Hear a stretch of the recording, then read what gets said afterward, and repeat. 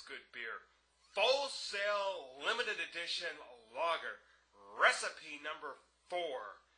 Brewed right here in Hood River, Oregon. Man, that is good stuff. It's available right now. I don't know how long it's going to be available, but it's available right now in the stores. Wow, that is good beer to drink while you're painting. Just letting you know. At least if you're a beer lover like I am. Okay, as you can see, I have made some progress on this painting since the last time you saw me. I was just simply working on the background, just the sky, when I started out. And now I've come out to the trees here, and I'm still trying to go with that digital effect. Even though this is a river scene, and when a river scene, if you look at any rivers at all, and down here in Portland, we have a ton of rivers. I mean a ton of rivers. You've got the big Columbia pouring in through here. You've got the Willamette pouring into the Columbia. You've got the Sandy pouring into it. You've got the Cowlitz. And I'm sure I'm missing a whole bunch of other rivers that pour into Columbia right through here. It is a lot of frickin' water, I'm telling you. But what's cool about all that water is that in the morning you get this mist that rises up. And that's what I'm going to try to capture.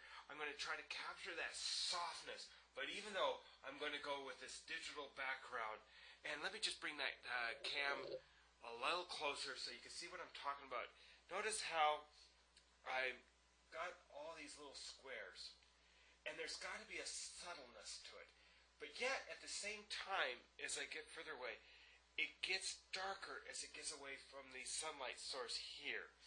Down over here, since this is more hill, sunlight cannot penetrate hill. It can penetrate trees to a certain extent, so you're going to have some interesting effects with the light. And also what's kind of cool about a river scene is the fact that I'm going to have a lot of water down here. Water is so damn cool. I'll just let you know. Take a look at water, what it does to light in the sunlight. It bounces it around, it gives it life, and that's what I'm going to try to capture down in this area here. And on that note, whoo, my God, I got to have another beer. Woo. Okay, going back to the acrylics, the colors that I'm using, and remember, acrylic you thin with water, so I'm going to put my brush here into water. And this is a square brush, and this is what I'm using on this particular style of painting. A square brush, as you can see, is flat across the top. A round brush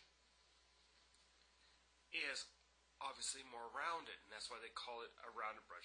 This one is kind of flat now because I hit it on the damn canvas so hard, and it's like sandpaper, but it's still a round brush, and that's what you can see here is round. Okay, colors that I'm using. I have an unpronounceable blue. Crap, I actually thought it said anthrax blue. I thought that was kind of cool, but go ahead and pronounce that word. Look at that length of that word. Remember, deep blue. Okay, that's what it is. It's a deep blue. You could use a Prussian blue, but this blue seems to be kind of cool. It's made by this M. Graham company. They actually make it right here in Oregon, actually here in Portland, and frankly, I love their paints. They seem to be a good quality paint. And then I've got a yellow here. You could use a cadmium yellow. Right now I'm using, what, frankly, being the warped brain that I am, I thought it said asshole yellow, but it's actually A-Z-O yellow. Take a look at that. That's what that is. See? But it's a bright yellow, and so I'm going to mix that with the unpronounceable blue. And then I've got a cerulean blue going on here. See? Cerulean. Think sky, cerulean. Okay, and then I have this ultramarine violet. See? Look at that. Ultramarine violet. Okay.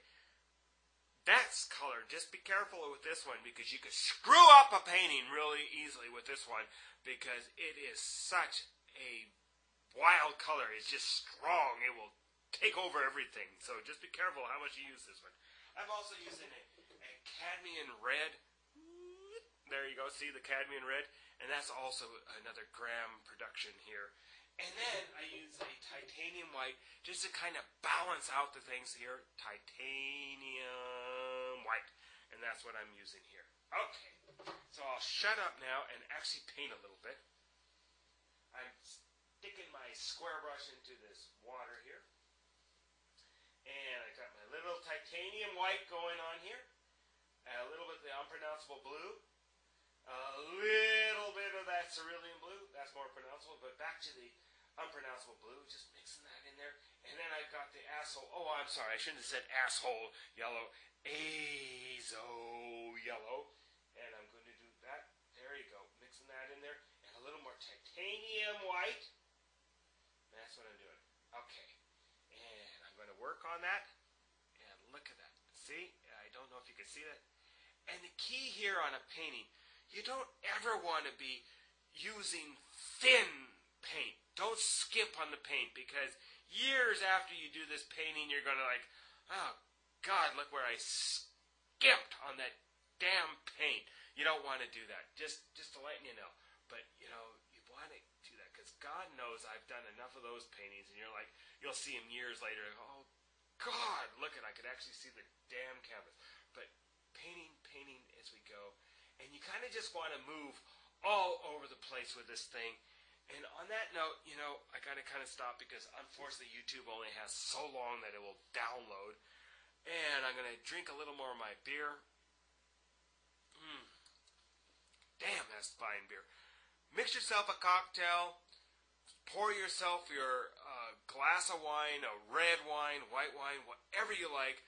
Drink a beer. And if you're underage, okay. Have a pop. You know, whatever.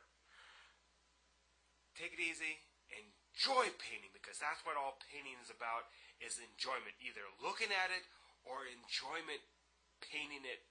That's what you want to do. It's for fun. You don't make mistakes. It's all about having fun. So take it easy. Talk to you later. Bye-bye.